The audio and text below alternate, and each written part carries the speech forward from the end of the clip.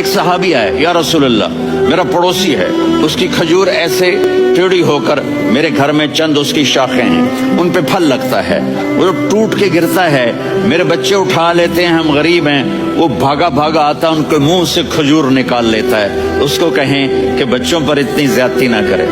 آپ نے اس کو بلایا, وہ منافق تھا. آپ نے اس سے فرمایا بھئی ایک سودا کرتے ہو؟ کہا جی کیا؟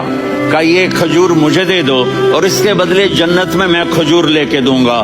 وہ کہنے لگا یا رسول اللہ یہ اصل میں میرے بچوں کو بہت پسند ہے, کوئی اور کھجور ہوتی میں دے دیتا, یہ تو میری معذرت ہے. وہ تو منافق تھا, اٹھ کے چلا گیا. ایک صحابی بیٹھے تھے, وہ کہنے لگے یا رسول اللہ اگر میں وہ کھجور لے کے دے دوں تو مجھے جنت میں لے دیں گے؟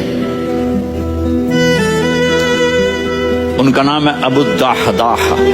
آپ نے کہا ہاں تو مجھے لے کے دے دے, میں تمہیں لے دوں گا. وہ اس کے پیچھے چلے گئے, اے بھائی کتنے میں بیچو گے؟ میں نے کہا جا جا, میں نے اللہ کے نبی کو نہیں دی, تمہیں کیسے دے دوں؟ کہا اچھا بھائی منہ سے بول کتنے لینے ہیں؟ تو اس نے جان چھڑانے کے لیے کہا کہ اپنا سارا باغ مجھے دے دے, کھجور لے لے. باغ میں 600 کھجوریں اور یہ کھجور کسی اور کو دینی ہے. تو کہتا ہے پکے ہو, پھرو گے تو نہیں؟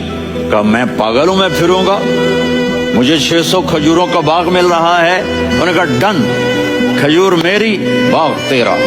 وہ بھاگے بھاگے آئے, یا رسول اللہ میں نے سودا کر لیا. کہا کیسے کیا؟ کہا سارا باغ دے کے کھجور لے لی. آپ نے کہا پھر میرا سودا بھی بدل گیا.